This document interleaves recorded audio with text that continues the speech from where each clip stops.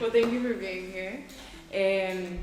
So I'll kind of give you just like a little rundown about what Teragua is first, my brand, and then I'll ask you to introduce yourself, and then we'll just start ahead with the conversation. Yeah? Okay. And so basically what I try to do with this podcast and everything is kind of like share insight as to all the different things in life that we kind of don't really talk about too often, the things that we're uncomfortable talking about, and all the different ways that we can kind of just improve our mental health, our physical health, and just our general awareness with who we are and what we are doing in this world. I think that it's topics that a lot of people don't really like to explore too often, and it's very hard for us to explore, but they're very important to explore. And so that's why I'm here with you, because you obviously really inspire me when it comes to everything that has to do with movement and then the philosophy that you have with life. I was actually stalking your Instagram last night, and I was almost like in tears, for real. I was next to Fusion, and I was almost in tears of just being like, wow, she's so inspiring, and just like the level of all the different philosophies that you have over life and how you actually apply them to your life. And I think that's very beautiful. So I'm very honored to have you here. Appreciate this. Of course. So yeah, introduce yourself, tell us where we are and what you do. Okay, so my name is Anna. I am owner and teacher in the place called the Bamboo Body in Barcelona, Spain. And I have been studying with a man called Ido Portal for 10 years now. And meeting him was the thing that completely changed my life. But there were things before that happened also. I'm from Russia originally, and I had to leave 13 years ago. I'm now 35, so I was pretty young back then. And life took me to Spain absolutely by chance, and life took me to Ido by absolute chance. But I'm very happy that it happened. And I was always physically active in different ways, but never to the extent I am now, and I never had this view of the world and of the physicality and of how we relate to ourselves with the lens that I'm viewing it now. And it's an ongoing journey. It's something that I continue doing every day. First and foremost, I'm a student, and then everything else already grows and stems out of that fact. Definitely. Because I practice every day, many hours a day, and my classes and my other endeavors in life, they also end up being my practice. Right. Practicing of being myself and of looking inwards and realizing what drives me and how can I bring value to the world around me. That's beautiful. That's beautiful. How did you, if you don't mind me asking, how did you like stumble across Ido's work and start working with him? So I was already, when I came to Barcelona, I was working as a personal trainer. I was doing calisthenics, and I was doing different things, and a friend of mine, she wasn't actually a friend of mine back then, but the person who after became a good friend of mine. It was absolutely random meeting. So I was doing calisthenics at the beach, and then the girl comes with a photo camera, like, can I take a picture of you? Like, yeah, of course. And she did it, and I never saw her again until a few weeks or maybe even months after I met her in the street. I'm like, you were the girl that took this picture of me. And we started talking. And then I'm going up in her apartment, and we started talking about the physicality and the sports and etc. And she was about to go to first Ido's workshop. And I was also researching certain things that I couldn't find any answers to anywhere else. And she was like, look up this guy. So she wrote me, I didn't have a smartphone back then, and she wrote it to me on a piece of paper. And I came back home with my laptop, and I started looking through his old blog, all the videos. Nobody posted anything yet on YouTube back then. So it was something very novel, but also seeing the way he moves, the way he speaks, there was something that attracted me. I spent, I don't know how many hours just reading through everything, watching all the videos that existed. And then the next day I contacted them.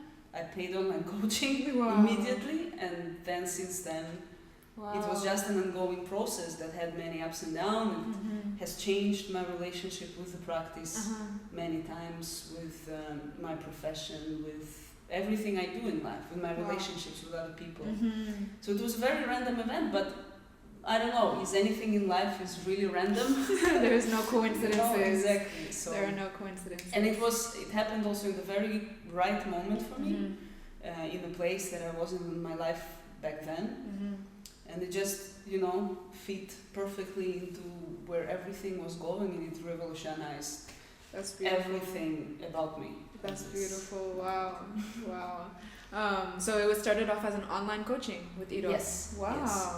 I did a few months, maybe 5 or 6 months, and then I went to a first workshop. I met him in person, which was a very shocking experience because he's a very strong personality. He's a very impressive person, and the intensity of it, his passion, his way of speaking about those things, and the ideas he presents, these ideas are universal.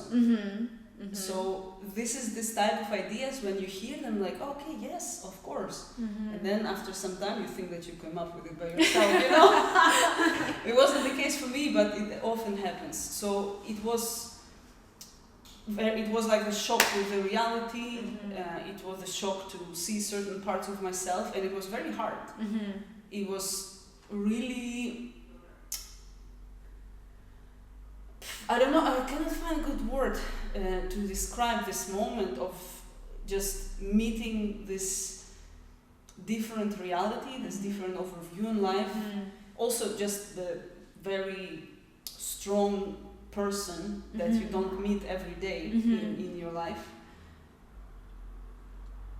And it created a lot of discomfort. It created a lot of internal friction for me, because I didn't like him at the beginning. I was like, what is this guy talking about? What is this? Who is he? Why is he talking to me this way? Yeah. How he can tell me those things? Because he's very open with the criticism, and people cannot take it often.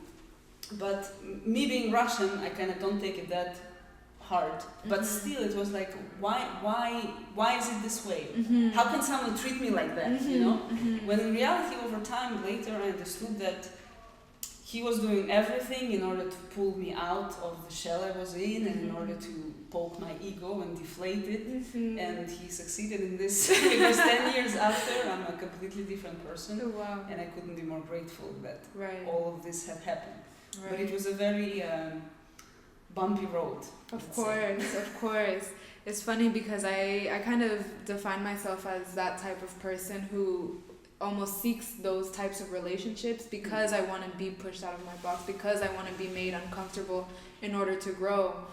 So hearing about it, I'm like, wow, this is awesome. Maybe I should start working with him too. But yeah, it's very amazing to be able to have that sense and that person in your life that can actually pull you out of those boxes and those constraints that we always put ourselves in.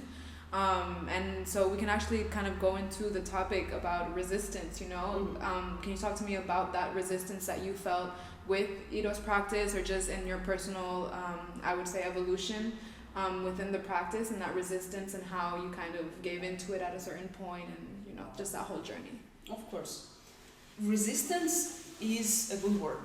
People don't treat it as something positive.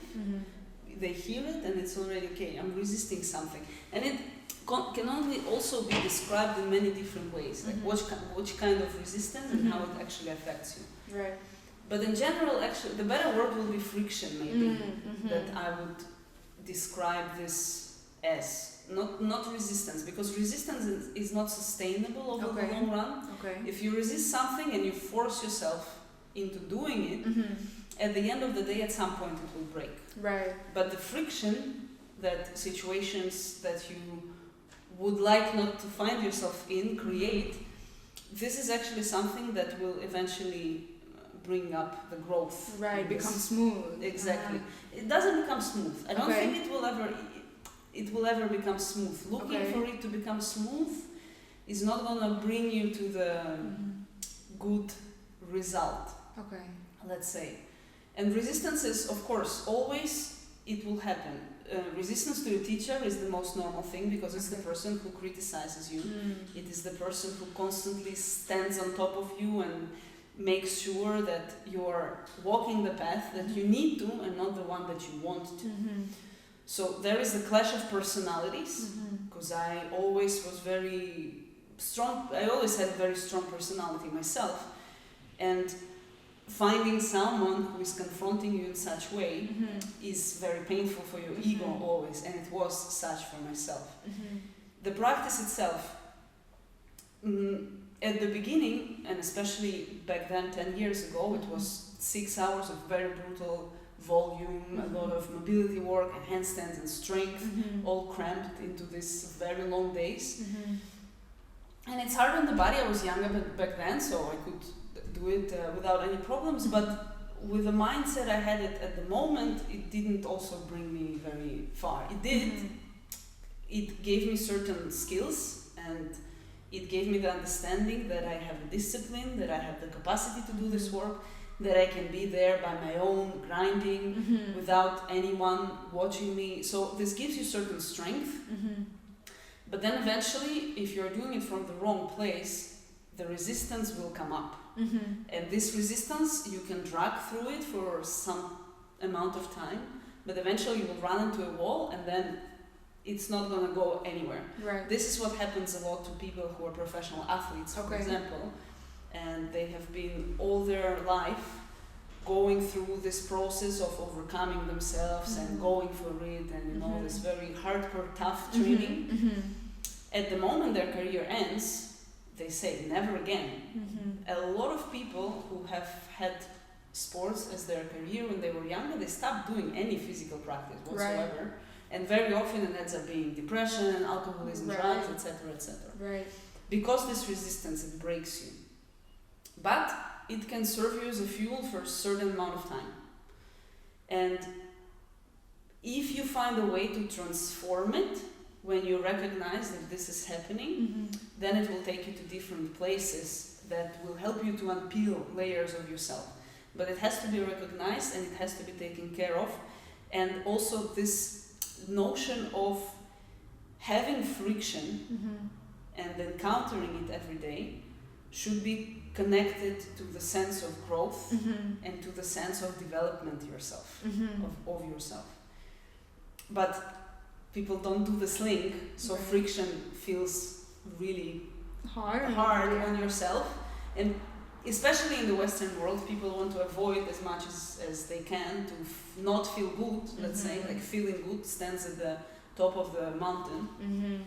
So they run away from this feeling as much as they can. They never find themselves in the places that causes this friction, which is a positive friction. Of course.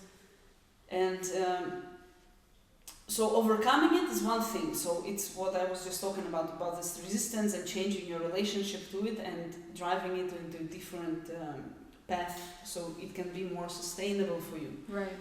But also, on another side, you want to find these places where things are hard. You want to find these places where you have to force yourself a little bit. Forcing is also not the greatest thing. We can talk about it later, but you make yourself see it in a different way and just do the thing when it's necessary.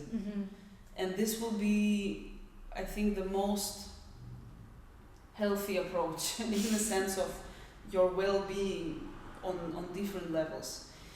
And it will never end.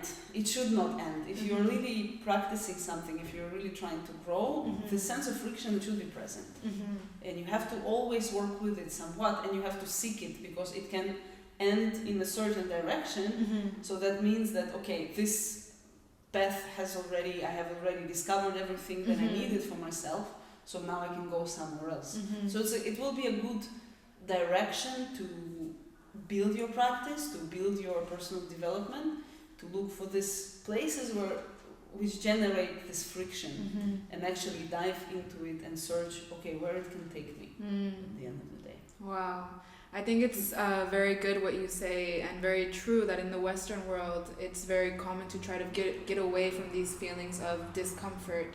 And that's something actually in Chinese medicine that's a very big theory of just balance, you know, the yin and the yang, and that's one of the bases of Chinese medicine, of being able to accept both aspects of life, because they will always exist and nothing is innately negative or positive. So being sad or feeling that type of resistance or friction is not innately negative, is how we use it and how we can transmute it into something else in that different energy. So what would you say can be something that people can search for in their everyday lives, or not search for, but more so embody in their everyday lives to be able to accept this friction into their lives, or be able to just accept feeling not so great and dive into it? How can we dive into it instead of running away from it? First of all, you need to be engaged with certain practices that generate this feeling, first of all. Okay. Because if you're sitting on the sofa with an Instagram in your hand, it's not going to happen. At all. And it doesn't matter which practices you engage with. It can be martial arts, it can be dance, it can be meditation. It really doesn't matter. But it has to actually manifest in reality a certain sensation in you, and it has to imply a process that you need to go through in order to resolve it somehow. So this is one thing. The second thing is whenever you find something that generates frustration, I would say it's a good indicator to investigate it, and it can be anything. Relationship to a certain person, relationship to a certain environment, relationship to certain foods even, for example. That can be a practice for people who cannot exert certain control on themselves behind the dining table, for example, and they really need to bring a lot of awareness and a lot of attention to what is happening there, and maybe I should be a little bit more aware of what I'm doing here, of what exactly I'm eating and how I'm doing it, and for which reason this is happening. Right. So this also can become a practice, but practicing something will be the key word I will use in answering your question. But again, there needs to be certain active engagement in this. Of course. And maybe this thing that I just mentioned, for many people, this is a huge problem, like indulgence in food or other behaviors like this, or emotional regulation that we cannot control in relationship to other people, which is also always often the case, or people who don't have self-awareness are not even able to perceive that this is happening to them, that certain people or certain places make them feel in a certain way. Right.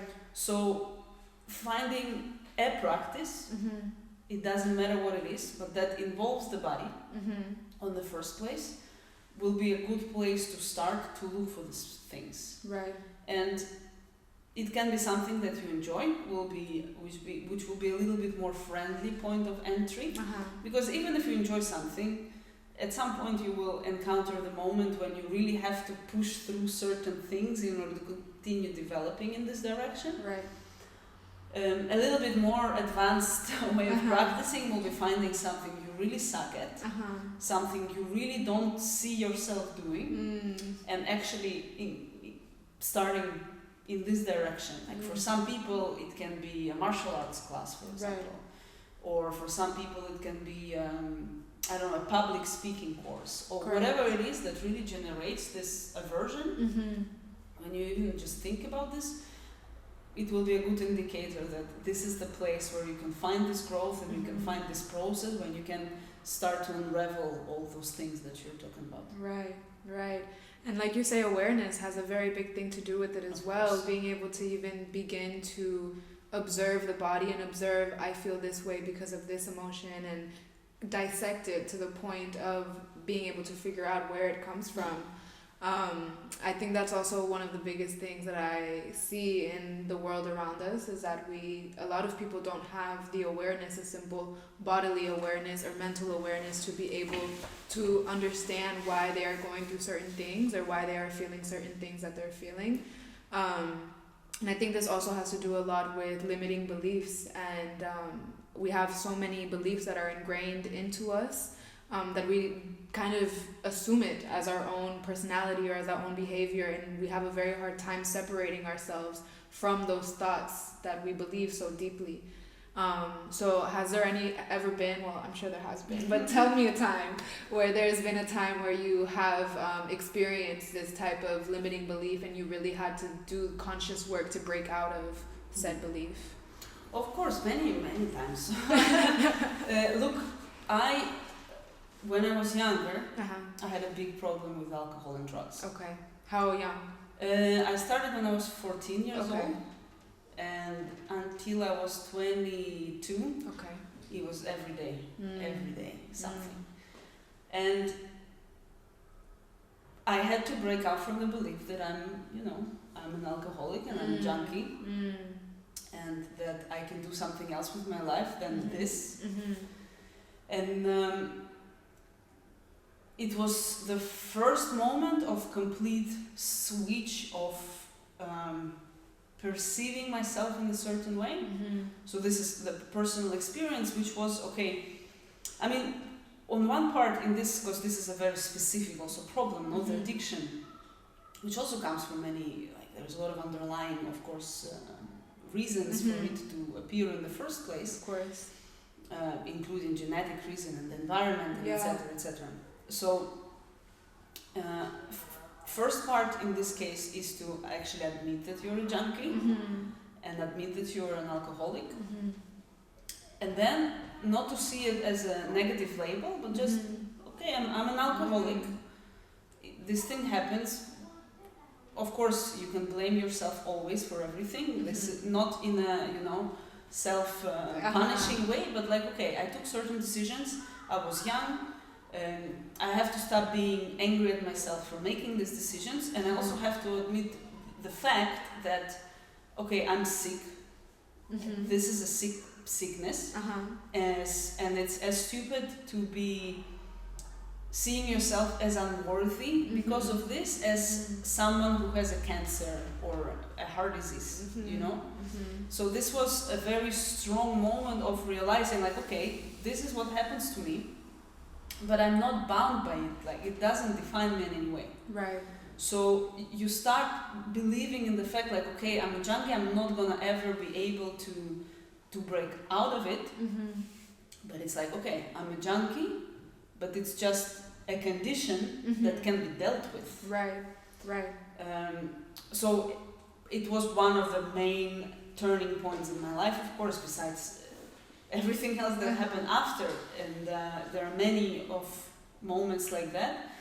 But that was a very strong and very powerful realization.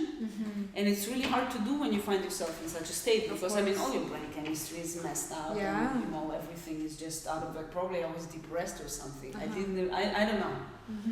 But usually when people stop taking drugs and alcohol, it happens just for the sole reason that your dopamine, your serotonin is non-existent, because your body doesn't know how to do it without external help anymore.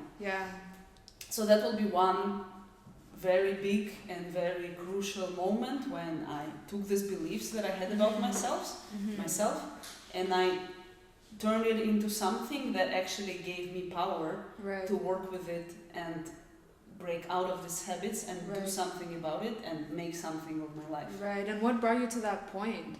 Was there a specific experience? I almost died. Okay, yes. I had a heart attack when I was 21. Okay. I was taking a lot of drugs. And I had all an array of health problems. I had fat liver, I had pancreatitis. Wow. And there was a moment, and also there was a moment when I was lucky enough actually to notice a personality change. Okay. And the way I was treating other people, and that I was lying, I was cheating, I was stealing, I was doing horrible things. And I saw myself for what I was. I'm a horrible person. I was the person that your parents will tell you to never be around. Right. And my mother always thought that I just met people who I shouldn't have been around.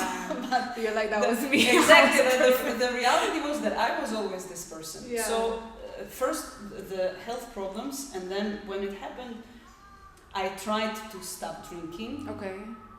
Because drugs are actually easier to drop than alcohol. Also because it's so culturally wired, in Russia especially, and everywhere else in Spain. It's definitely, in the US and everywhere. So that was the first call. I'm 21 years old and it's impossible. I'm having a heart attack. This is not something that should happen. So I've tried and I realized I can't, and I tried again and realized I can't. So I was finding myself again getting drunk and in the hospital again and getting drunk again. And a few years of going back and forth with that. And this moment when I saw myself for what I was, it was like, okay, it's either I continue living the life I live now, and I will end up in the grave very soon, and not in a way I will die like a dog, you know, in this way, or actually do something. And I didn't know what to do. I didn't know what I wanted to do with my life. I didn't know where I want to go. I knew that I need to withdraw myself from the environment I was in. Okay. That was the reason I left Russia in the first place. Yeah. And then I will find out. Right. You know, and so that's what I did. And just this realization, maybe you can call it luck, because I know many people who were the same age as me, who continue living kind of this lifestyle. Right. They never touched the bottom to the same extent that I did, because they were never as intense as I was with these things. So maybe that didn't brought them to realization, like, okay, it's either or. Right. But this happened for whatever reason. I don't know why. I cannot explain you what was the reason exactly why I could see this and actually with clear eyes see myself for who I am, and I could be like, oh my god, I'm a horrible person. Right. And I didn't want to be that.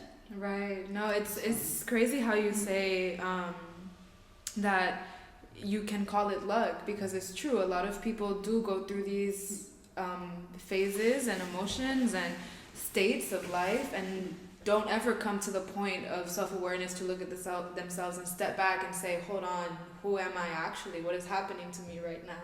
And I don't know, it's very, thank you for sharing that, by the way.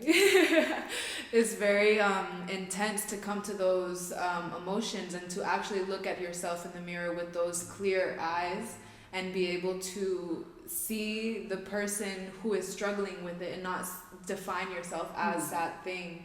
I think that's also a very big thing that happens a lot in our culture and Western culture, is this idea of identity and being able to define ourselves as a certain way by our actions, by what we do, by what we feel, instead of just seeing it as a simple experience that is happening, but that doesn't mean that we have to attach ourselves to it. And this topic of attachment, I think, can be very nice to dissect as well, because even me today, you know, I am attached to a lot of beliefs about myself, or a lot of beliefs of what I want to come out of my life.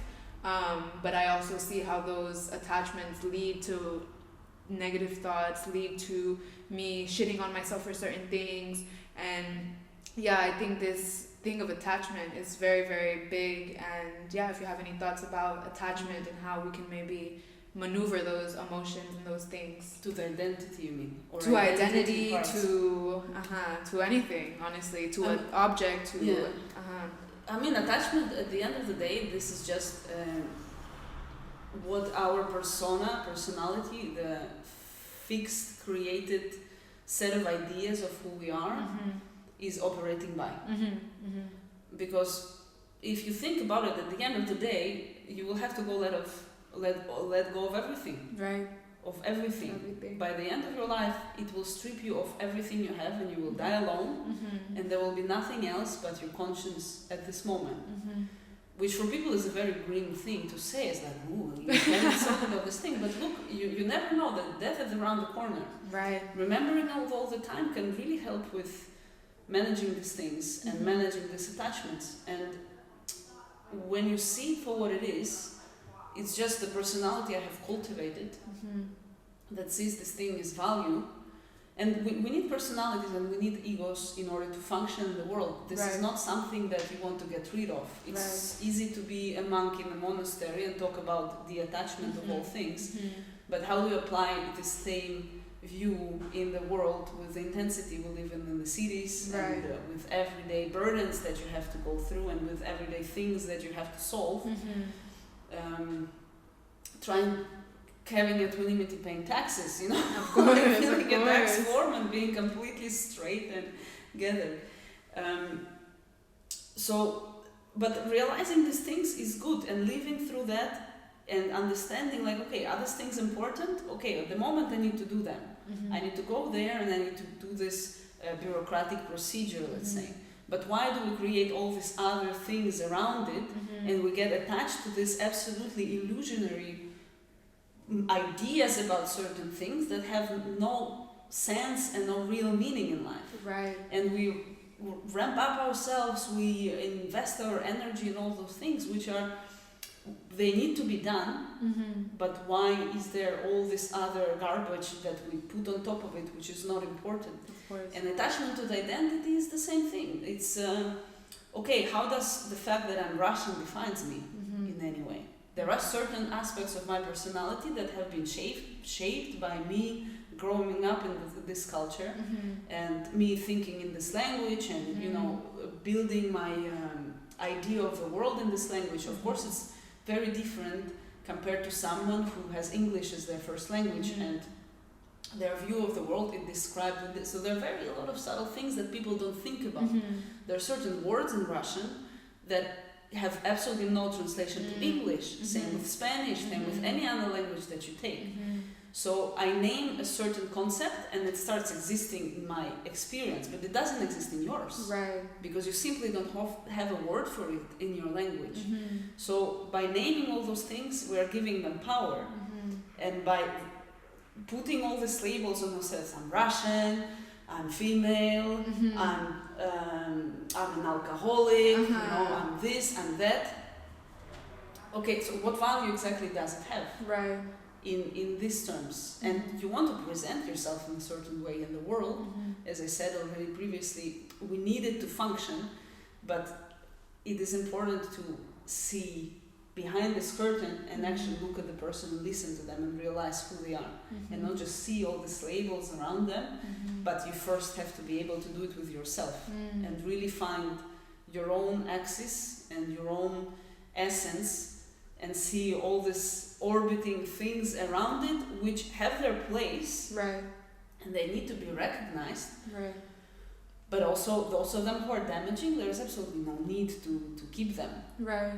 And I mean, it's a complicated issue, and there is a lot of work needs to be done, again, through practicing it, through recognizing it, through observing it, through developing an awareness, which you cannot do without engaging with physical movement of the body, which is a big topic to talk about, but this is what people don't realize. People think that these issues, these problems, that can be solved by going to a psychotherapist or doing a hypnosis or going to a meditation retreat.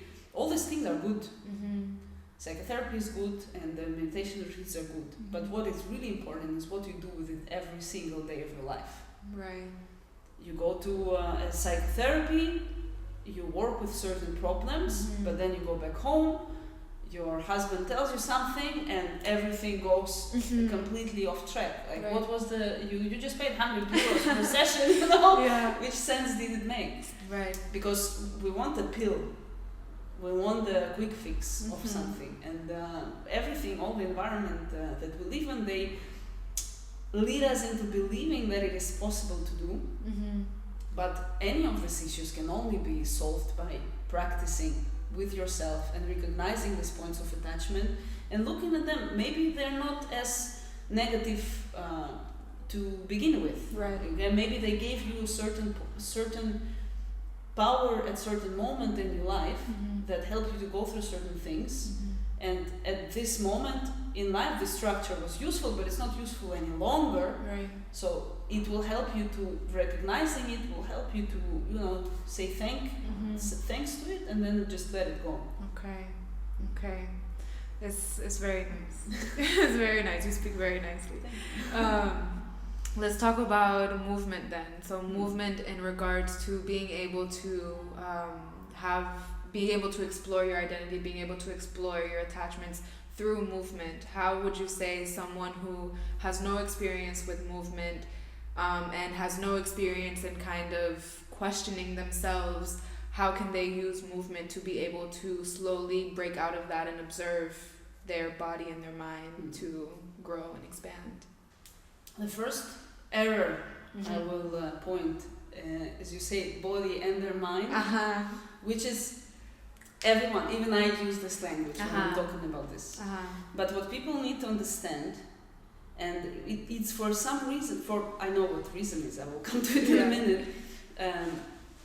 It's hard for people to fathom that it's not, okay, two entities that somewhat have a relationship between them. It's a single unit. And this is the most fundamental, most important thing for people to realize in order to even start scratching the surface of everything we talked about before. So we separate them in the different categories because of the essence of experience. So the essence of cognitive experience is very different from essence of our emotional experience, is very different from essence of our physical experience. When I hit myself with the shelf, I experience physical pain, and when someone tells me something on the street and I feel emotional disturbance, we don't treat it like something that has any relationship to each other, but it all happens in the same place. You cannot experience all these things without passing it through the nervous system. Even people who go into spiritual retreats now, it's very fashionable to do psychedelics and go to all these shamanic ceremonies, and they experience certain things and they say like it was an out-of-body experience, I saw myself from a different dimension or whatnot. You still experience these out-of-body experiences in your body. Correct. They're processed by the nervous system, and people can believe whatever they want. I don't know what will happen when this will turn off, but I know that any experience I have is experience inside the body. And it is not that body and the mind, they are opposite to each other in certain way, or they are related in a certain way. They just the same unit, as I already said before, and I will repeat it again. It's one unit that operates as such. So as it is one unit, there are different, we can approach either of these categories from any other of these categories. But the reality is that the physical body that is manifested through physical movement with which we interact with the environment is the easiest layer to access. When I make you do like a motion element on the floor and you have never done it before, you have to pay a lot of attention to what your body is doing. So for the moment you stop being dispersed in all these different time frames, like you're emotionally in the moment in the morning when someone cut you in your car and you get super angry and you're still feeling this churning inside. And cognitively you are somewhere projecting yourself for a month from now when you have an important project that you need to finish by the deadline. And your body is, brushing your teeth in the morning, so you're never finding yourself in a single place.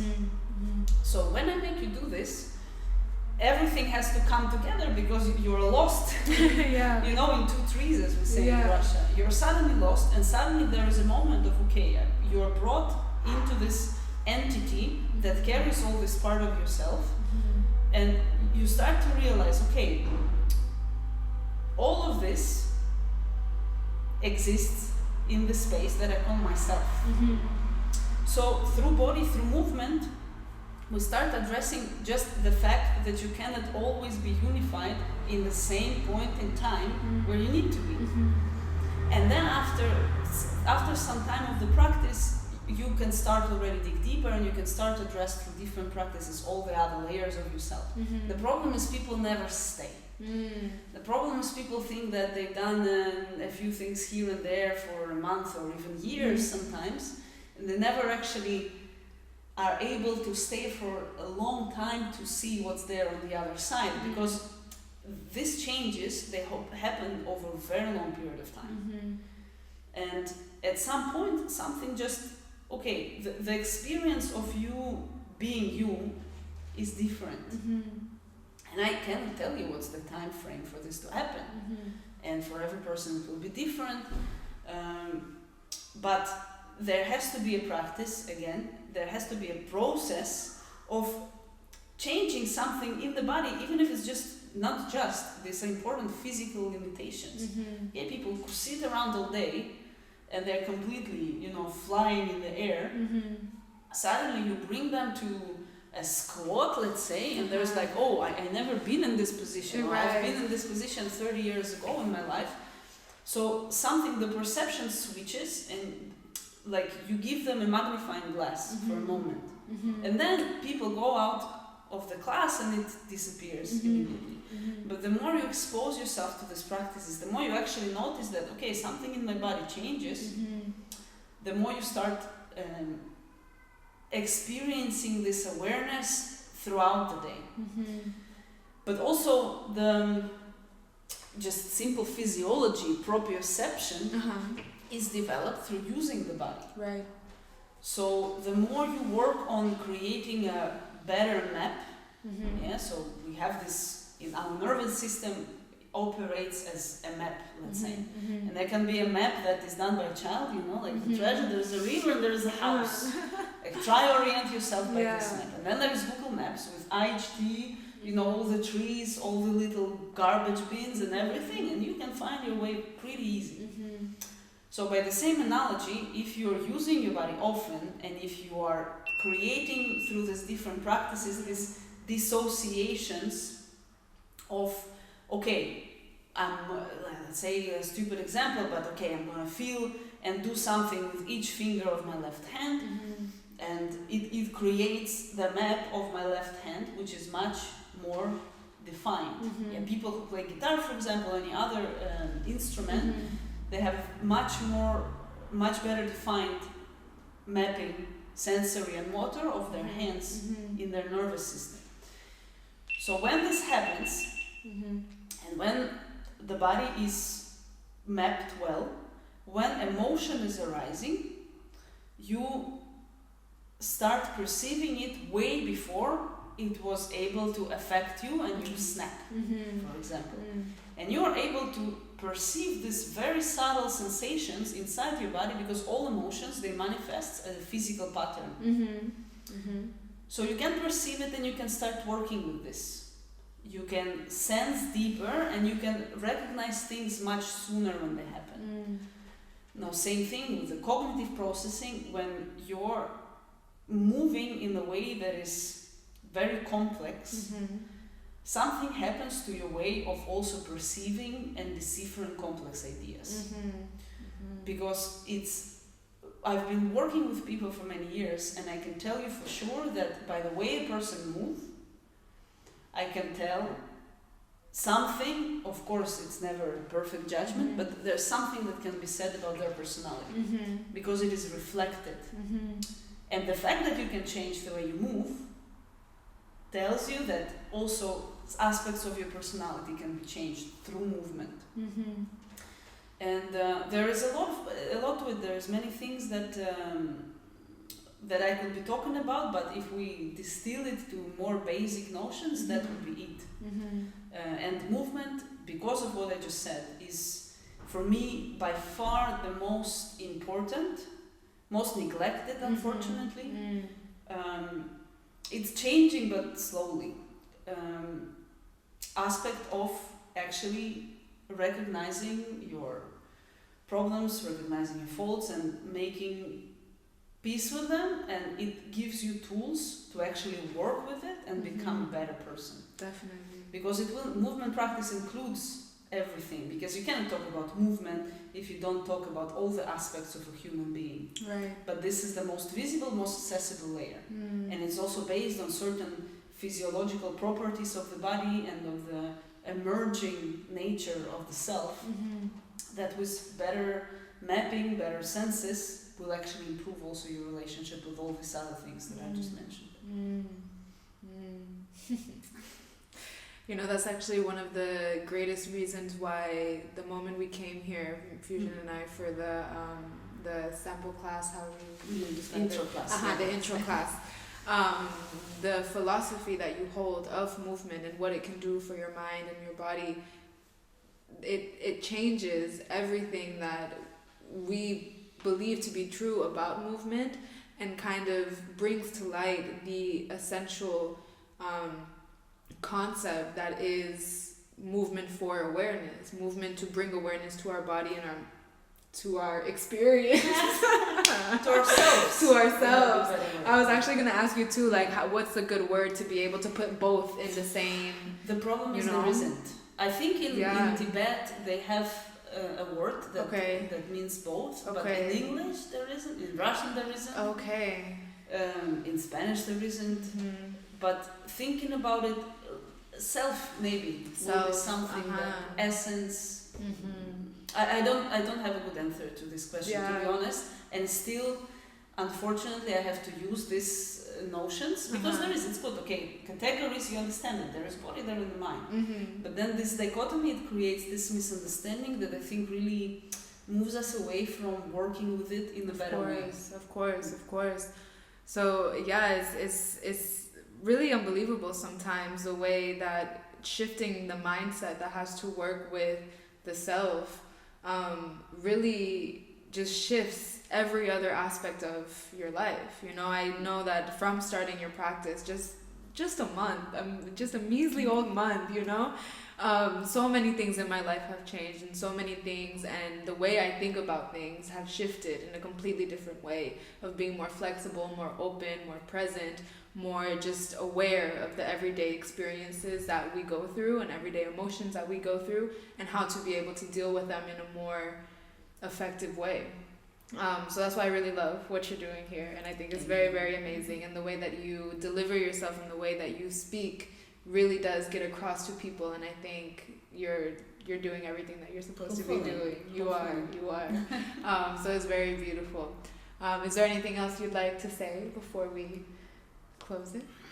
There are many things that can be said about this, but I would let people digest so far what I have said, because after years of doing it, I have to still remind myself that certain things that I find obvious by now are really, really new for some people, and all these concepts, they're very new, they're hard to digest. In some of the lectures that I've heard it, or speaking about those things in a much more eloquent way than myself, it's also hard to believe. I see people with very hard faces, you know, they listen about this concept and it's like they don't like hearing it because it puts responsibility in your hands.